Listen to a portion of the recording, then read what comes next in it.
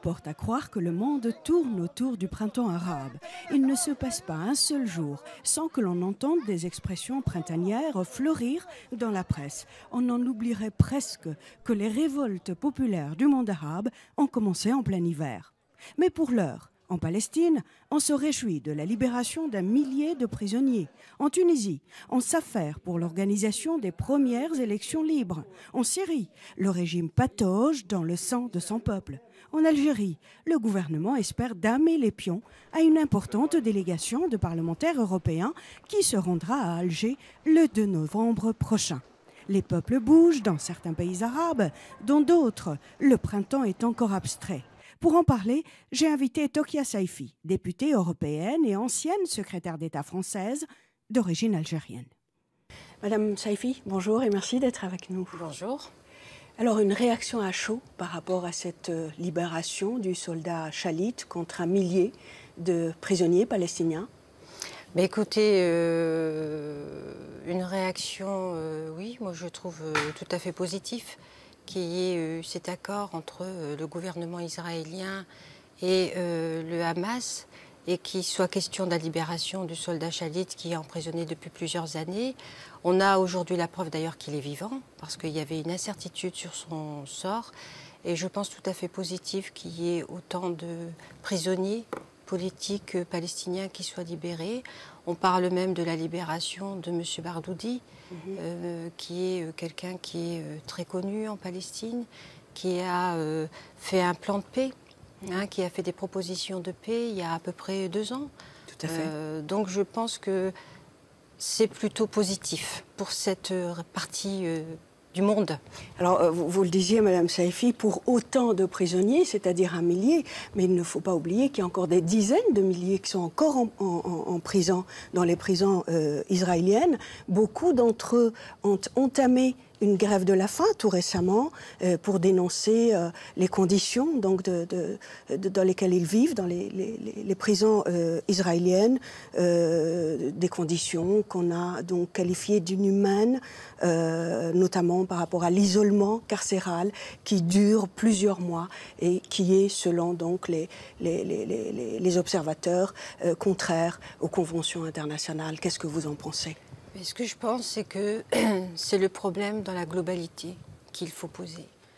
Vous voyez que dans cette région du monde, donc le Proche-Orient, les choses ont commencé à évoluer. Il y a le problème de prisonniers, mais il y a surtout la question du règlement de l'État palestinien. Donc nous avons tous observé avec beaucoup d'attention la démarche de Mahmoud Abbas à l'ONU.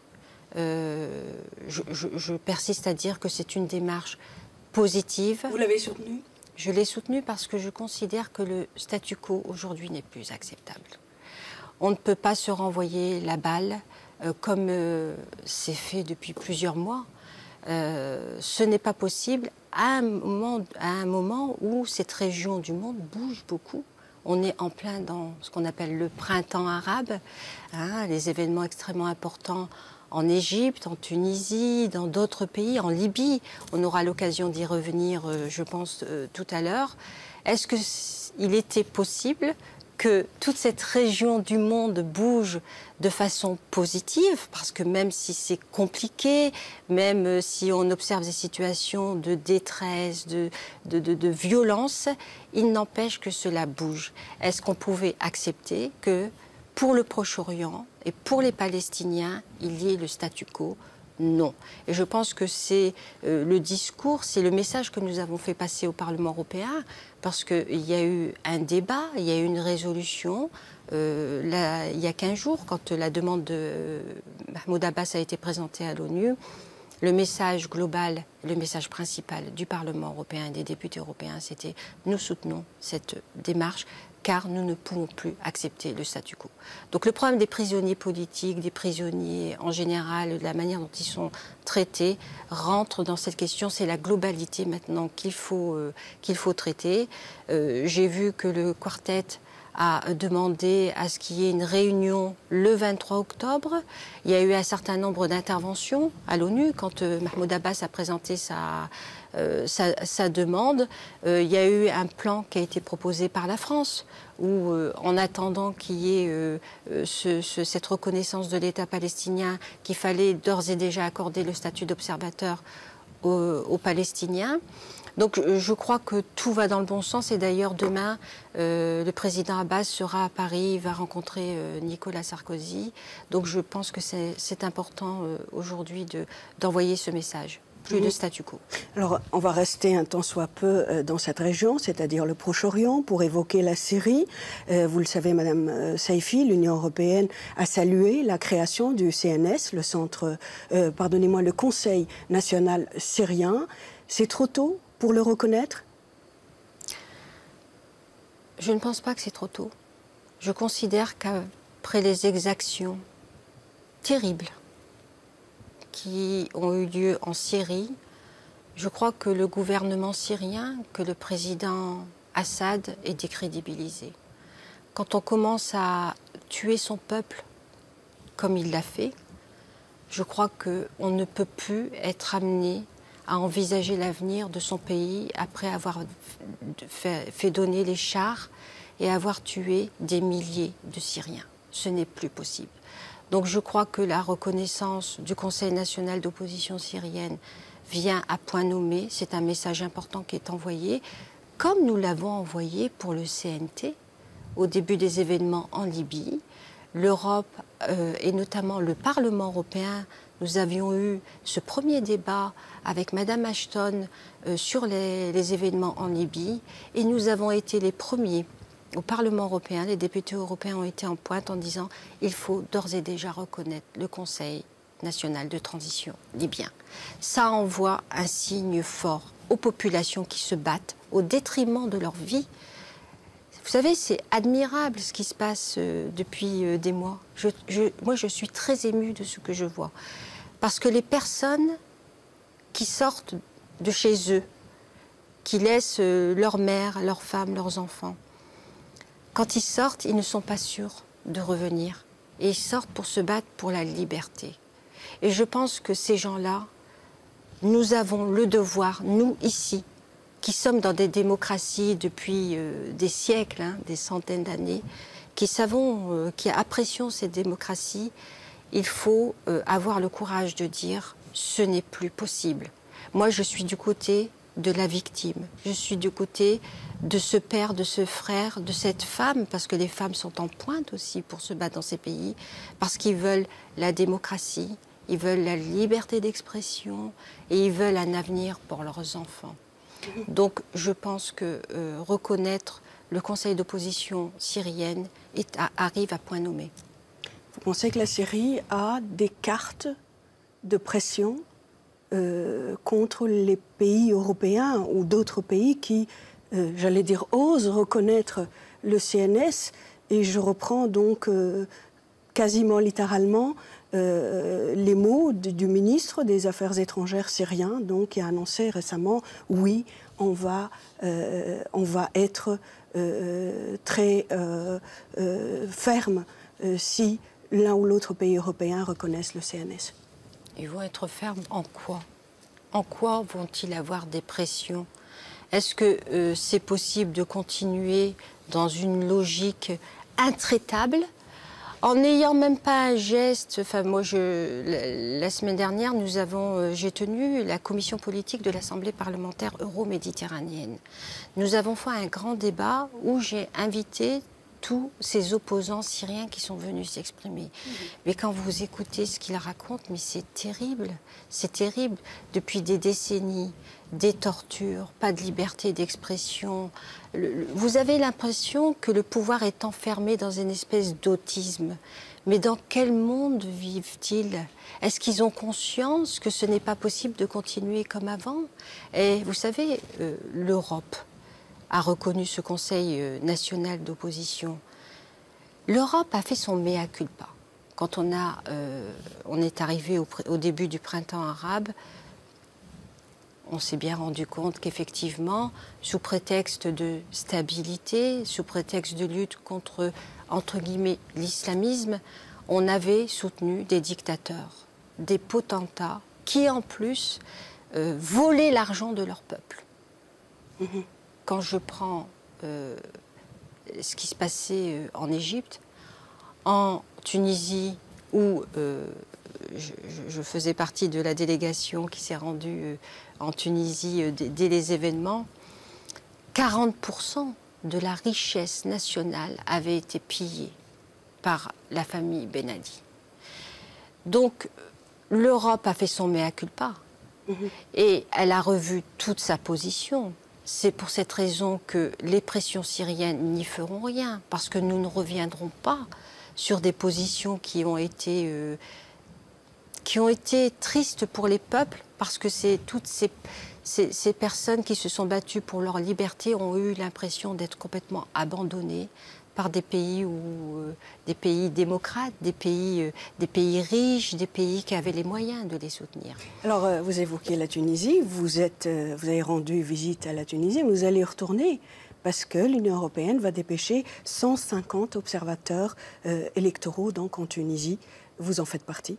J'en fais partie, j'ai l'honneur d'en faire partie parce que ce sont les premières élections dans le premier pays qui s'est soulevé pour sa liberté. Donc je pense que ça va être un test important. L'Union européenne a décidé d'investir beaucoup sur la Tunisie. Vous savez que la semaine dernière, fin septembre, s'est tenue une task force. Madame Ashton s'est déplacée, avec d'ailleurs M. Bernardino Leon, qui vient d'être nommé haut représentant pour la Méditerranée Sud. Donc c'est vous dire l'importance qu'aujourd'hui l'Union européenne attache à cette région et essaie aujourd'hui de rattraper les erreurs qui ont été commises. Je pense que ça, on peut le reconnaître. Donc c'est un test important parce qu'on voit bien que rien ne sera plus comme avant dans ces pays du sud de la Méditerranée, dans ces pays arabes. Même si certains autres pays mettront plus de temps parce que l'histoire est différente. On ne peut pas assimiler un pays à tous les autres pays. La Tunisie, ce n'était pas comme l'Égypte. On a vu que l'Égypte, c'était différent, la manière dont les peuples se sont soulevés. La Syrie, la Libye, l'Algérie, le Maroc, la Jordanie, tous ces pays, il y a certains pays, il y a une révolution, il y en a d'autres, c'est une évolution qui viendra, mais rien ne sera comme avant. Alors, le test pour ces élections, c'est de se dire, voilà, on a passé le cap. C'est l'apprentissage de la démocratie, parce qu'il ne faut pas oublier que dans ces pays comme la Tunisie et comme d'autres pays, il n'y avait pas d'institution. La justice n'était pas libre, pas de liberté d'expression. Vous voyez bien, sur les médias, c'est absolument hallucinant quand on allait en Tunisie et qu'on lisait ce journal, ces journaux, parce que je pense qu'il y en avait 2, 3. C'était pathétique de voir un peu la photo de Ben Ali ou de son épouse à toutes les pages. Bref, aucune liberté des médias. Alors justement, Madame Saifi, cette émission, en principe, elle va être diffusée sur notre chaîne, sur Al-Hiwar, le 22 octobre, c'est-à-dire la veille du jour J, donc des élections en Tunisie. Quel parti, selon vous, va remporter les élections? Ah ça, je vais vous dire, ce n'est pas moi qui vais vous dire quel parti va remporter. Vous savez qu'il y a une multitude de listes. Bon. Ça, on va mettre ça dans l'apprentissage de la démocratie, parce que je crois que beaucoup de gens ont envie de s'investir. J'ai moi-même beaucoup d'amis tunisiens. Ils sont dans l'euphorie en disant « je veux participer », etc., etc. Donc, on parle beaucoup du fait que Ennahda est bien placé pour avoir au moins entre 25 à 28% des suffrages. Moi, je crois que vraiment, il faut leur laisser le temps. Il ne faut pas d'abord jeter d'anathème en disant « oh, regardez, ce sont les islamistes qui sont bien placés ». Il ne faut pas les craindre? Pour l'instant, je fais confiance à la population tunisienne. Moi, je n'ai pas d'a priori. Nous avions vu le parti Ennahda quand nous avons fait cette délégation en Tunisie, qui nous a dit qu'il se plaçait dans les principes de liberté, etc.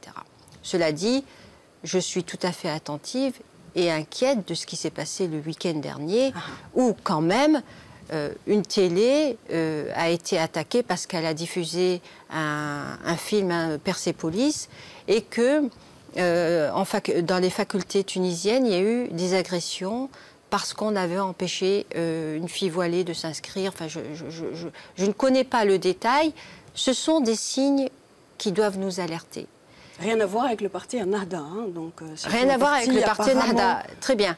Mais je pense qu'il faut être attentif à ce que des gens ne profitent pas de la situation pour discréditer des partis qui ont peut-être la volonté d'être ouverts à la liberté, à la tolérance. Donc moi, je ne veux pas jeter d'anathème. Je dis simplement, comme nous avons vu en Égypte, les événements avec les affrontements avec les Coptes, ce sont des signaux d'alarme. Donc soyons vigilants, mais je fais confiance aux populations. Parce que vous savez, quand on est en capacité de sortir de chez soi, au détriment de sa vie, pour renverser des dictateurs, je pense qu'on est en capacité après d'être vigilant et de dire vous n'allez pas nous voler notre liberté. Voilà. Donc soyons confiants et surtout laissons-leur le temps. Alors pour cette liberté, Madame Saifi, il y a eu des jeunes gens, en Tunisie notamment, qui ont été obligés d'aller jusqu'à s'immoler par le feu pour tirer cette sonnette d'alarme. On a tous une pensée émue pour Mohamed Bouazizi. Alors je sais que vous avez soutenu sa candidature pour le prix Sakharov à titre posthume. Alors, dites-nous pourquoi. Je l'ai proposé, je ne l'ai pas soutenu. C'est ma proposition. J'en suis très fière, mais parce que ce cas m'a énormément émue. Connaissant bien les pays arabes. Parce que vous êtes arabe vous-même, d'origine, il faut le rappeler, vous êtes musulmane, oui, française donc. Voilà. Je connais bien la mentalité. Et cette histoire de Mohamed Bouazizi le dépasse. Je pense que vraiment c'est un symbole. Vous prenez un jeune homme qui s'est battu pour faire des études, qui arrive, qui ne trouve pas d'emploi. Il est soutien de famille. Une famille nombreuse, comme on les connaît, hein, dans le monde arabe, on a des familles en général assez nombreuses. Il est soutien de famille. Pour nourrir sa famille, il décide de vendre des légumes avec une petite charrette. Bon. Et on l'empêche de vendre des légumes. Il est agressé par un policier. Je pense même que c'était une policière. Une policière qui représente l'autorité. Et le comble de l'injustice, c'est que la policière le gifle.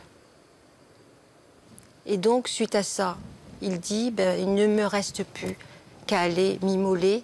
Et il lui a dit, vas-y. Il l'a fait. Mais ce petit Mohamed Bouazizi, avec cette flamme terrible, puisqu'il a, au détriment de sa vie, il a ouvert la voie de la liberté pour les peuples arabes. Ça dépasse sa personne. Et j'ai défendu cette candidature à titre posthume parce que le Parlement européen hésite toujours à donner des prix à titre posthume, parce que je leur ai dit, voilà, c'est la dignité, c'est le cri de désespoir pour dire je suis un être humain, j'ai besoin de dignité. Et moi je crois que c'est un symbole comme ça qui amène à réfléchir et qui doit amener tous les peuples à se dire à leur dictateur, nous sommes des êtres humains comme vous. Et la dignité, c'est pas vous qui allez nous l'enlever. Alors, je serais très fière que le 14 décembre, ce prix soit remis à la famille de Mohamed Bouazizi. Nous avons un vote la semaine prochaine en commission des affaires étrangères. Il y aura d'autres primés pour le monde arabe, hein, puisqu'il y aura aussi des personnes de la Syrie, de la Libye, de l'Égypte. Mais cette candidature, j'y tiens beaucoup. Madame Saifi, le 2 novembre, Vous êtes déjà encore parti en Afrique du Nord, cette fois-ci en Algérie. On parle d'émulation. En Algérie aussi, des jeunes gens, même des jeunes filles, s'immolent, mais silence radio. Alors, effectivement, vous voyez que je suis beaucoup dans cette région parce que d'abord, beaucoup y sont parce que c'est une région qui bouge beaucoup. Et je dis souvent, tant mieux, que ça bouge en mal ou en bien, il faut que cette région du monde arabe bouge. Elle contient tellement de richesses humaines. Vous voyez toute cette jeunesse qui ne demande qu'à s'épanouir, qu'à entreprendre, qu'à étudier. Ils ont quelquefois l'impression d'avoir des espèces de murs devant eux. Est-ce que vous allez, en fait, c'est une très grande délégation qui va se rendre en Algérie, je le disais, le 2 novembre. Vous allez certainement, sûrement rencontrer les officiels. Vous allez leur dire tout ça? Mais écoutez, je n'ai pas eu besoin d'attendre d'aller en Algérie pour tenir ce discours. C'est un discours que je tiens depuis des années et des mois en disant les pays doivent évoluer, c'est ce que je dis. On ne peut pas ne pas laisser de perspective d'avenir pour toute une jeunesse qui aspire, comme tous les jeunes du monde entier, à étudier, à travailler, à entreprendre, à avoir des loisirs. L'Algérie, alors nous partons en délégation du Parlement européen, grosse délégation comme vous l'avez précisé. L'Algérie est en plein débat sur tout un processus de réforme. La semaine dernière, en commission politique de l'Assemblée Euromed, j'ai demandé aux députés algériens qui étaient là d'expliquer ce processus de réforme. Vous y croyez, franchement? Ah, mais moi, je vous dis, comme je l'ai dit pour la Tunisie, pour l'Égypte, je fais confiance aux populations. Je fais confiance au peuple pour être vigilant. Alors, est-ce que vous allez aussi rencontrer cette population? Donc, Al-Hiwar a appris par des sources bien informées que cette grosse délégation va plutôt rencontrer exclusivement des officiels, dont le Premier ministre et la société civile. C'est faux. Cette délégation va rencontrer d'abord les officiels, parce que c'est tout à fait normal de rencontrer à la fois le Premier ministre, le ministre des Affaires étrangères et nos homologues du Parlement, c'est-à-dire de l'Assemblée nationale et du Sénat. C'est tout à fait normal. Nous rencontrons la société civile, puisqu'il y a tout un programme avec les ONG. Donc ça, le Parlement européen est en train d'émettre la liste en coopération avec la délégation de l'Union européenne là-bas à Alger. En préparant les médias. Pardonnez-moi. En préparant cette émission, j'ai pris contact avec un certain nombre de syndicalistes indépendants, des représentants de la société civile. Et j'ai appris, je vous le dis textuellement, qu'il y aura rencontre avec la société civile, des représentants de la société civile, mais ils ont été triés par le régime algérien, donc pour vous les faire rencontrer, et ils ne représentent ils représentent le régime ou ils ne représentent quand même. Alors, est-ce que vous pensez que M. Bellouchette, le rédacteur en chef d'El Watan, est-ce que vous pensez qu'un certain nombre de médias que nous allons rencontrer, sur tout ce qui est ONG droits de l'homme, c'est préparé non pas par les autorités algériennes, mais par la délégation de l'Union européenne, Madame Mbaza, qui est quand même connue et qui est une dame très compétente, puisque c'est une demande des députés européens. Donc écoutez, je pense qu'il ne faut pas jeter le discrédit sur une délégation qui se déplace, parce que nous nous déplaçons dans un contexte de printemps arabe, je vous le rappelle. Pas dans un contexte comme nous avons eu il y a quelques années où on avait l'impression que, voilà, dans cette région, ça n'allait pas bouger. Et nous voulons avoir des informations sur tout le processus de réforme qui s'est engagé et nous allons rencontrer un certain nombre d'interlocuteurs. On rencontre également les entrepreneurs, des associations de jeunes. J'ai demandé d'ailleurs de façon très explicite à ce qu'il y ait des femmes. Je leur ai dit, je veux voir des associations de femmes. Il y a beaucoup de femmes sur le terrain, dans tous les domaines. Je veux qu'il y ait des femmes en face de nous et pas exclusivement des hommes ou des officiels. Donc voilà, je vous rassure, vous savez, les députés européens, vous les connaissez, ce ne sont pas des personnes qui viennent, qui s'assoient et qui écoutent sans répondre. Vous voyez bien les débats qu'il y a ici au Parlement européen. Voilà, faites-nous confiance. Bouteflika, on le dit, malade. On dit même qu'il est hospitalisé en ce moment. C'est M. Bouteflika Saïd qui assure l'intérim. Ce sont ceux-là les valeurs de la République? Écoutez, moi je ne peux pas vous répondre sur des informations que vous me donnez comme ça. Je ne peux pas vous répondre. Je pense que en Algérie, il y a un certain nombre d'institutions qui fonctionnent. Je pense vraiment que les autorités algériennes ont compris que ce n'était pas possible de rester dans le statu quo. Vous savez, c'est comme la région du Proche-Orient, c'est pas possible. Tout bouge autour. On ne peut pas rester. D'ailleurs, comme au Maroc. J'étais au Maroc récemment. Il y a aussi un processus de réforme qui est entamé. Il y a des élections qui sont prévues en novembre au Maroc, en avril en Algérie. Je fais confiance à la population et aux institutions, aux médias, pour ne plus rester dans le statu quo. Madame Saïfi, le temps est passé très vite. Merci d'avoir été avec nous. Merci à vous. Madame, Monsieur, cette émission s'achève. Merci de l'avoir suivie. Je vous retrouve dans 2 semaines, à la même heure et sur la même chaîne. Au revoir.